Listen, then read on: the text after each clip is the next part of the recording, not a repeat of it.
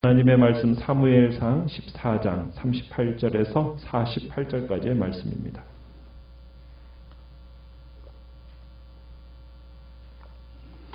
사무엘상 14장 38절에서 48절까지의 말씀입니다.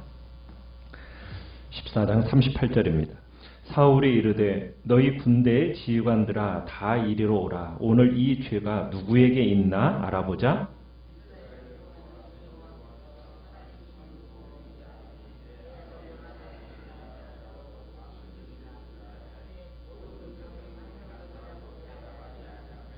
이에 그가 온 이스라엘에게 이르되 너희는 저쪽에 있으라. 나와 내 아들 요나단은 이쪽에 있으리라. 백성이 사울에게 말하되 왕의 생각에 좋은 대로 하소서 하니라.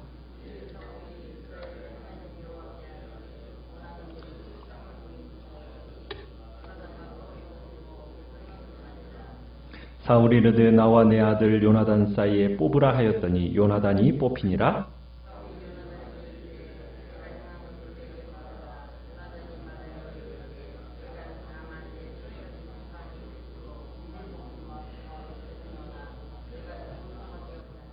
사울이 이르되 요나단아 내가 반드시 죽으리라. 그렇지 않으면 하나님이 내게 벌을 내리시고 또 내리시기를 원하노라 하니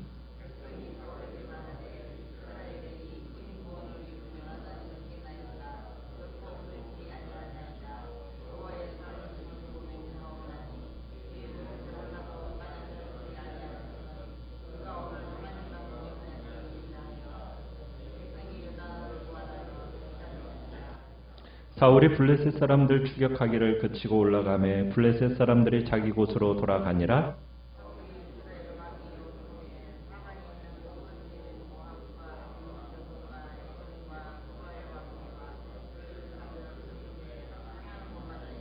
같이 읽습니다. 용감하게 아말렉 사람들을 치고 이스라엘을 그 약탈하는 자들의 손에서 건졌더라. 아멘. 오늘 말씀의 제목은 누구의 책임인가? 라는 제목으로 말씀을 나눕니다. 지금 사울은 이스라엘 백성들에게 밤새 이제 블레셋의 패잔병들을 소탕하자 이렇게 함께 제안을 합니다. 블레셋과의 군대에서 대승을 거둔 이 때를 이용해서 지치긴 했지만 이미 승리의 짜릿함을 맛본 군인들이 사울의 이 제안에 그렇게 하자고 동의를 하지요. 그때 제사장 아히야가 사울에게 하나님께 먼저 물어보자라고 제안을 합니다. 사울의 동의 아래서 제사장은 하나님의 뜻을 구합니다. 자, 그런데 37절 끝에 보시면은 그날에 하나님은 사울의 물음에 어떻게 하셨다고 얘기합니까? 대답하지 아니하셨다라고 얘기합니다. 침묵하셨다라는 거죠. 그러니까 사울은 이 하나님의 무응답이 진중에 벌어진 죄악과 관련된 것이라고 생각을 하고 그런 진단을 내리고 그러면 이 죄책의 진원지가 누구인지 알아보자라는 마음을 가지고 38절에 보니까 군대의 지휘관들을 불러 모읍니다. 자, 사울은 이제 범법자를 색출하기 위해서 제비 뽑기를 시작하는 거죠. 사울의 극단적인 맹세가 또다시 나옵니다. 극단적인 맹세를 통해서 서슴지 않고 내뱉는데 뭐라고 얘기를 하느냐면 39절에 범죄자가 내 아들 요나단이라고 할지라도 결코 살아남지 아니할 거다 하고 선언을 합니다. 어떻게 보면 퇴로 없는 맹세를 하는 거죠. 그런데 이 모든 사태의 시종을 알고 있는 백성들은 그 어느 누구도 사울에게 대답하지 않습니다. 어떻게 보면 왕의 생각에 좋은 대로 하소서라는 어떻게 보면 침묵의 반응을 백성들이 보이는 거예요. 사울은 그래서 이제 자신과 요나단이 한편에 서고 나머지 백성들은 다른 편에 딱 세웁니다. 그리고는 하나님의 계시를 기다리면서 이제 이스라엘의 하나님 여호와여 원하건대 실상을 보이소서 하면서 이제 제비를 뽑습니다. 자, 누가 뽑힙니까?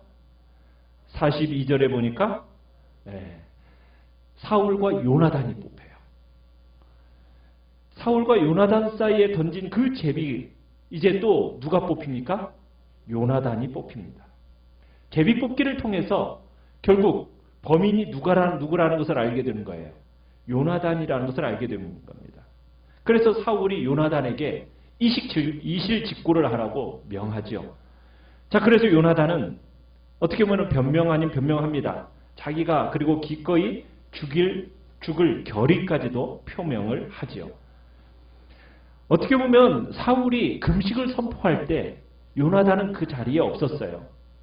그랬기 때문에 요나단은 하나님께 한 맹세를 어긴 건 아니에요. 다만 아무것도 모르는 상황 속에서 자기 아버지가 선언한 그 저주 아래 지금 요나단이 서게 된 거거든요. 그래서 이제 44절에 보면, 43절에 보면 이렇게 얘기하죠. 내가 다만 내 손에 가진 지팡이 끝으로 꿀을 조금 맛보았을 뿐이오나 내가 죽을 수밖에 없나이다. 사울은 이 요나단으로부터 자초지종을 들은 후에 어떻게 맹세를 하고 있습니까? 44절에 요나단아 네가 반드시 죽으리라 하면서 죽이겠다라고 지금 또 맹세를 합니다. 그러면서 또 뭐라고 또 맹세를 해요? 그렇지 않으면 하나님이 내게 벌을 내리시고 또 내리시기를 원하노라. 참 사울은 극단적인 맹세를 향해 막 가고 있어요. 어떻게 보면 신앙과 윤리 사이에서 지금 혼란에 빠져 있는 사울의 모습을 보면서 참 그가 어리석고 무모한 맹세를 하는 걸 보게 됩니다. 이때 백성들이 중재자로 끼어들죠. 뭐라고 하면서 끼어들고 있습니까? 45절에 보니까 이스라엘에 이 큰 구원을 이룬 요나단이 죽겠습니까? 결단코 그렇지 않습니다. 여호와의 살아계심을 두고 맹세하는데 그의 머리털 하나도 땅에 떨어지지 아니할 겁니다. 왜냐하면 그가 오늘 하나님과 동역하였기 때문입니다. 백성들은 결코 이런 일이 일어나지 않을 거라고 지금 여호와의 이름으로 맹세를 하면서 백성들은 지금 사울보다도 어떻게 보면 더 의리 있고 지혜로운 모습을 보이는 것을 보죠. 왜? 전쟁의 영웅이 누구예요?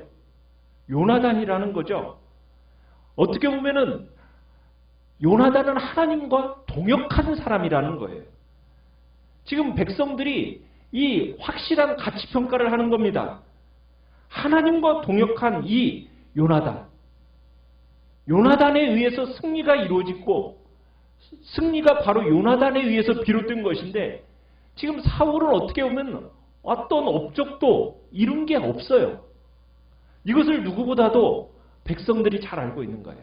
그러니까 요나단을 적극 옹호하면서 지금 백성들의 이제 요나단을 살리겠다고 사울을 압박하는 겁니다.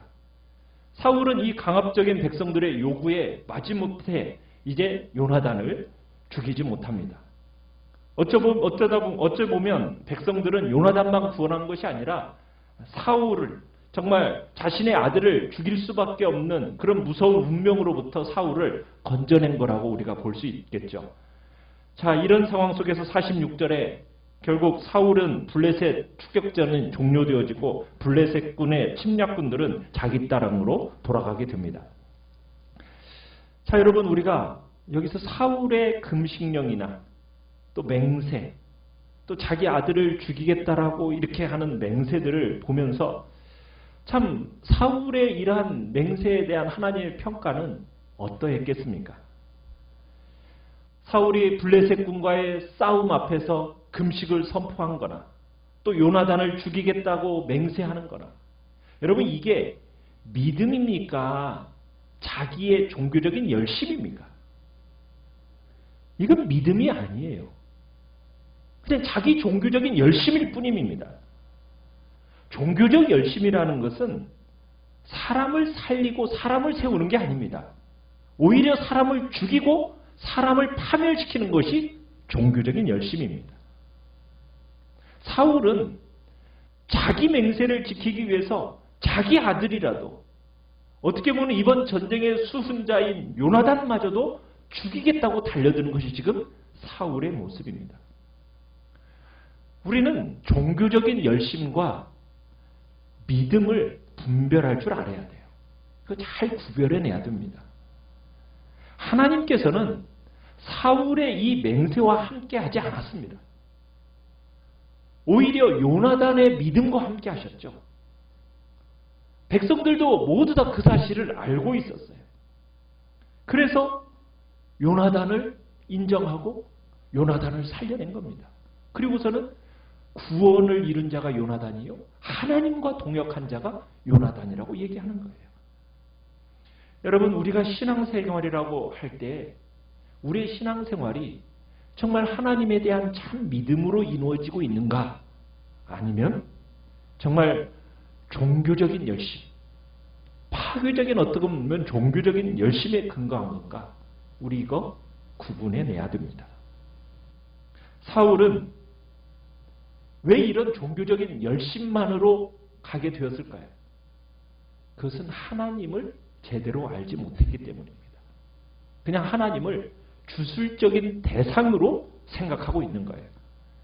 주술적인 대상이라는 건 뭐냐면 하나님의 인격을 놓치고 종교의 이름으로 신을 조종하려고 하는 것이 주술적인 대상으로 하나님을 생각하는 겁니다. 하나님의 인격성, 하나님의 주권, 하나님의 뜻과 계획과 결정들, 이런 것들은 무시한 채 그저 종교를 갖고 있는 그 신자가 경배의 대상인 그 신을 종교라는 이름으로 조종하려고 하는 거예요. 여러분, 하나님의 성품에 대한 이해가 있어야 됩니다. 그러면은 우리가 어떤 일을 할 때 함부로 맹세하거나 극단적인 맹세 속으로 가지 않습니다. 하나님의 인격을 알면은 그래요. 그런데 지금 사울은 하나님의 인격을 몰라요. 결정적인 부족을 지금 드러내고 있는 겁니다. 사울은 자기의 승리를 위해서 금식을 맹세케 합니다. 명합니다. 여러분, 금식을 통해서 하나님의 도우심을 받으려고 그러고, 금식을 통해서 지금 백성들의 승리를 어떻게 보면 신앙심을 고취시키려는 그런 바람 속에서 자기의 목적을 이루려고 지금 금식을 사용하고 있는 겁니다. 여러분, 그렇게 금식이라는 것을 통해서 해나가는 것은 하나님이 어떤 분이냐, 이것을 지금 전혀 생각하지 않는 거예요. 오로지 금식이라는 도구를 통해서 누구를 조종하고 싶은 거예요? 하나님을 조종하고 싶은 거예요. 여러분, 인류가 만들어낸 종교나 신들을 한번 보십시오. 대부분의 신은요, 인격이 없어요. 인격적인 존재가 아닙니다. 그 신을 향해서 우리 인간의 어떤 정신적인 항복 같은 것이 없습니다. 그저 그 종교 속에는 그 신이 가지고 있다고 생각하는 그냥 초월적인 능력, 그 능력만 필요로 하는 거예요. 우리가 그리스 신화, 로마 신화 이런 것을 보면 거기에 나오는 신들은요, 도덕적이나 인격적으로 인간보다 나은 신이 없습니다. 대부분 초월적인 힘만 가지고 있어요. 그래서 그리스의 사람들이 그 신을 어떻게 이용하는가, 조종하는가, 그런 내용들이 그리스 신화에 잘 나타나 있어요. 어느 시대나 어느 사회나 무속신앙을 우리가 한번 살펴보십시오. 들여다보십시오. 무속신앙이라는 것은 경배해야 할, 또 섬겨야 할 신에 대한 설명은 거의 없습니다. 뭐만 있습니까? 그 신을 믿고 그가 생각하고 있는 그 초월적인 힘을 빌려서 내가 원하는 결과를 얻어내려고 하는 종교적인 행위만 있을 뿐이에요. 그러니까 치성을 드린다, 지성이면 감천이다, 이런 말이 다 무속신앙에서 나온 거예요. 여러분, 가까운 어떤 산이나 절간 같은 데 가보십시오. 그러면은 그곳에 뭐가 있어요? 그곳에 밤새 켜놓은 촛불이 있고 촛농들이 녹아져 있고, 그곳에 정한수 떠놓고 그리고 스스로 목욕하는 행위들을 우리가 쉽게 발견할 수 있어요. 한적한 골짜기 속에서 절벽에 촛농과 또 촛불로 인해서 그을음들 막 거기에 있잖아요. 거기에 와서 비는 사람들은 여러 가지 소원이 있어요. 비는 사람들은 누구에게 비는가? 그건 중요하지 않습니다. 누구에게가 중요한 게 아니에요. 누구라도 좋아요. 신이 누구냐? 그건 분명치 않아요.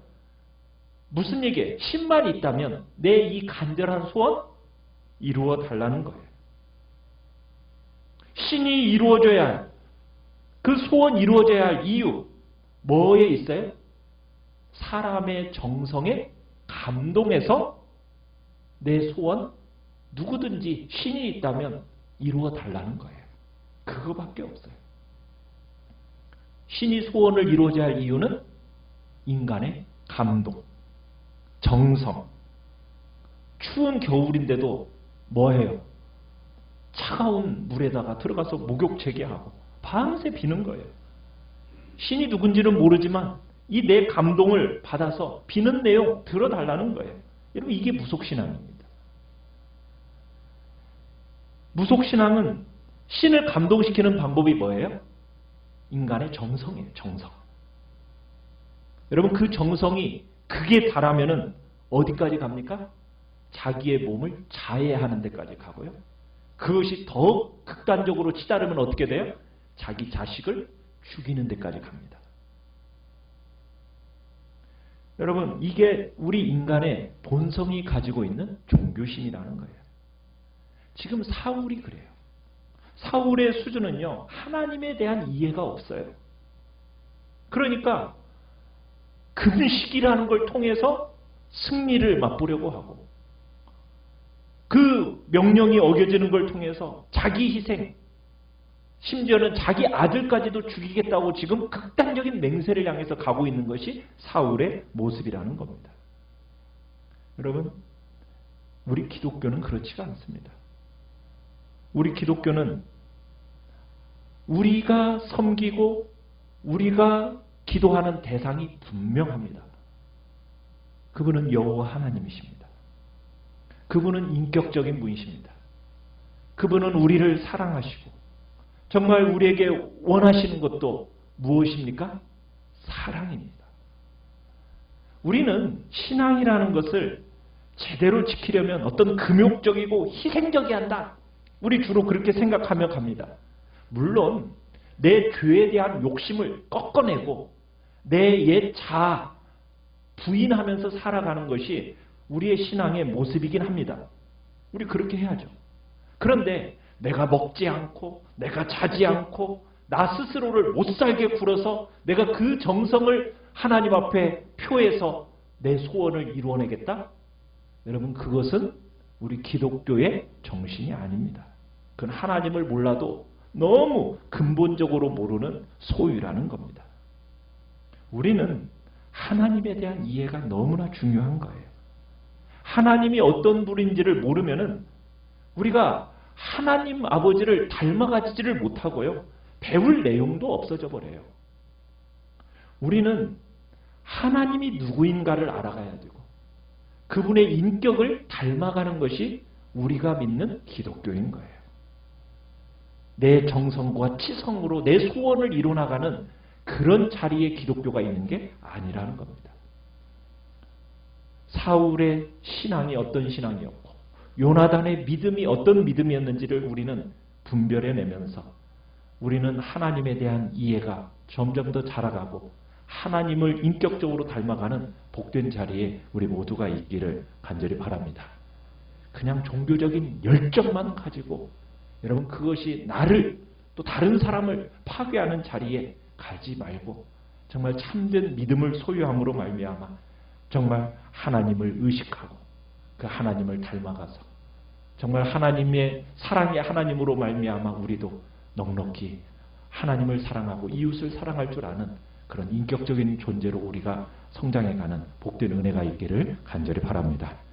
오늘 말씀을 생각하면서 내 안에 있는 종교적인 삶은 버리게 하시고 참 신앙인으로서 하나님을 의식하며 살아가게 해달라고 기도하며 나가시기 바랍니다.